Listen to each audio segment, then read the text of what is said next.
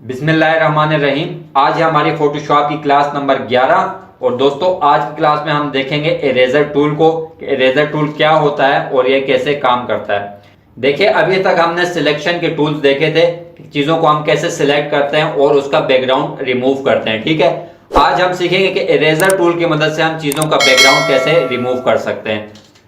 देखिए यहाँ आ जाए 1 2 3 4 5 6 7 8 9 10 11। यहाँ आ जाए तो देखें तीन टाइप के इरेजर्स हैं आपके पास। एक है इरेजर टूल, एक है बैकग्राउंड इरेजर टूल और एक है मैजिक इरेजर टूल। ठीक है, अब देखें आपको स्क्रीन पे एक लेयर नजर आ रही है जिसके अंदर दो कलर हैं। ठीक है, ऊपर ब्लू कलर है और नीचे पिंक कलर है। ये ऊपर वाला जो इरेजर है ये तो आपका सिंपल काम करता है कि देखें अगर मैंने इस लेयर को इरेज करना है तो सिंपली मैं इसको इरेज करूंगा तो ये यहाँ से भी इरेज कर देगा और यहाँ से भी इरेज कर देगा। ठीक है, जहाँ जहाँ से मैंने इसको मिटाना है तो वहाँ वहाँ से सिंपली ये मुझे मिटा देगा। तो ये तो हो गया आपका सिंपल इरेजर। ठीक है, अच्छा अब मैं इधर एक छोटा सा रेक्टेंगल और बना लेता हूँ। ठीक है, और यहाँ से आके मैं ले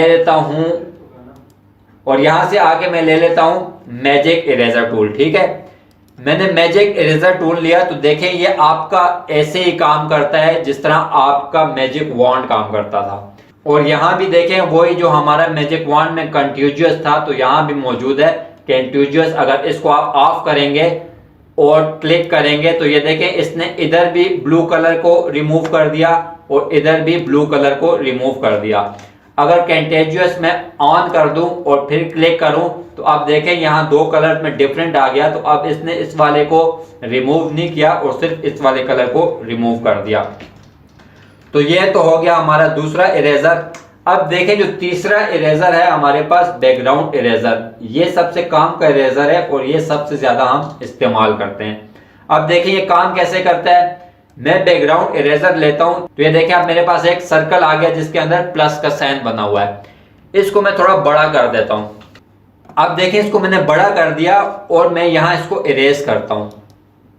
अब देखें आप एक बात नोट करें कि इसका साइज बहुत बड़ा है लेकिन ये क्या कर रहा है, ये सिर्फ ब्लू एरिया को मिटा रहा है लेकिन पिंक एरिया को नहीं मिटा रहा। ठीक है, हालांकि ये पिंक कलर पे मौजूद है लेकिन फिर भी ये पिंक कलर को नहीं मिटा रहा। ये पिंक कलर को क्यों नहीं मिटा रहा कि देखें ये जो प्लस का साइन है तो ये मेरा पिंक कलर से ऊपर है। ठीक है, इस सर्कल के अंदर जो प्लस का साइन है ये पिंक कलर से ऊपर है।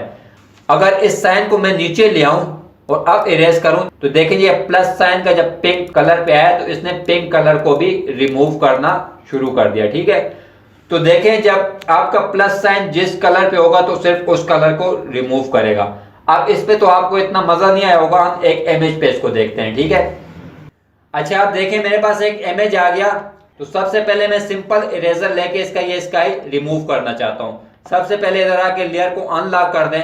ठीक है, यहां से मैंने सिंपल इरेजर टूल लिया और ठीक है यहां से मैं इसको ऊपर से इसका स्काई रिमूव करना स्टार्ट कर देता हूं।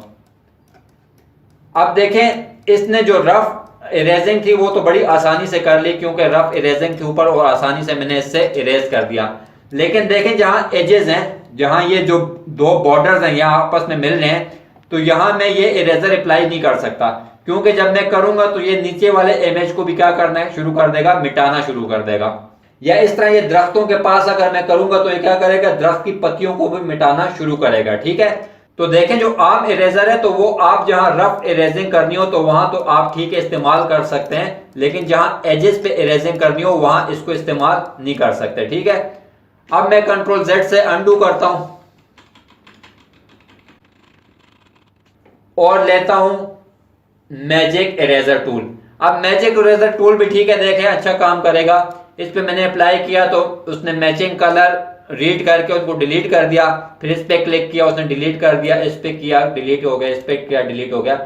और जहां जहां इसको मैचिंग कलर्स मिलते जाएंगे तो वो उसको डिलीट करता जाएगा। लेकिन देखें इस इमेज पे टाइम भी ज्यादा लग रहा है और कुछ मजा भी नहीं आ रहा। ठीक है, मैं असल में बताना चाह रहा हूं आपको बैकग्राउंड इरेजर टूल के बैकग्राउंड इरेजर टूल एजेस पे कैसे काम करता है। अब मैं कंट्रोल Z से वापस आता हूं, कंट्रोल Z से वापस आया। अब देखें मैं यहां लेता हूं background eraser tool. Background eraser tool मैंने लिया और इसके सर्कल को थोड़ा बड़ा कर दिया। अब देखें मैं यहाँ इरेज करता हूँ और इस प्लस के साइन को ऊपर रखता हूँ। तो अब देखें प्लस का साइन मेरा ऊपर है तो वो नीचे ग्रीन एरिया को रिमूव नहीं कर रहा, लेकिन ऊपर वाले एरिया को इरेज कर रहा है। ठीक है, तो अब देखें मैं एजेस पे बड़ी आसानी से इरेजिंग कर सकता हूं। अब देखें वो दरख्त की पत्तियों को नहीं छेड़ रहा, लेकिन उसके इर्द गिर्द जो माहौल है उसको वो इरेज कर रहा है। आपने सिर्फ ये ध्यान रखना है कि जो प्लस का साइन है तो ये आपके एमएच से जो है तो वो दूर रहे। जिसको आपने इरेज करना है उस पे रहे, लेकिन जिसको इरेज नहीं करना उससे दूर रहे। ठीक है, तो आप देखें एजेस पे भी आप आसानी से इरेजिंग कर सकते हैं कि आपका प्लस साइन जो है तो एजेस से दूर रहेगा तो वो उनको इरेज नहीं करेगा। ठीक है, तो दोस्तों ये आज की हमारी छोटी सी क्लास थी इरेजर से रिलेटेड। तो हमने 3 इरेजर के बारे में पढ़ा। एक तो सिंपल इरेजर है, ठीक है, जो आपकी रफ इरेजिंग के लिए इस्तेमाल होता है। ठीक है, और कहीं रफ इरेजिंग करनी हो तो आप सिंपली उससे इरेज कर सकते हो। ठीक है, एक मैजिक इरेजर को हमने देखा जो बिल्कुल मैजिक वॉन्ड की तरह काम करता है और बिल्कुल उसी तरह कलर्स को, सेम कलर्स को रीड करके उनको इरेज करता है। ठीक है, तीसरा हमने थोड़ा इंटरेस्टिंग इरेजर देखा, उसको बोलते हैं बैकग्राउंड इरेजर। देखें, और वो सबसे ज्यादा आपकी एजेस की इरेजिंग में इस्तेमाल होता है। ठीक है, कि अगर कहीं एजेस हैं तो आप वहां अप्लाई करते हो और प्लस साइन को एजेस से दूर रखते हो तो वो एजेस को नहीं मिटाता और बाकी एरिया को मिटाना शुरू कर देता है। तो ये आज की हमारी क्लास थी, उम्मीद है आपको पसंद आई होगी। नेक्स्ट क्लास में इंशाल्लाह मिलेंगे। अल्लाह हाफिज।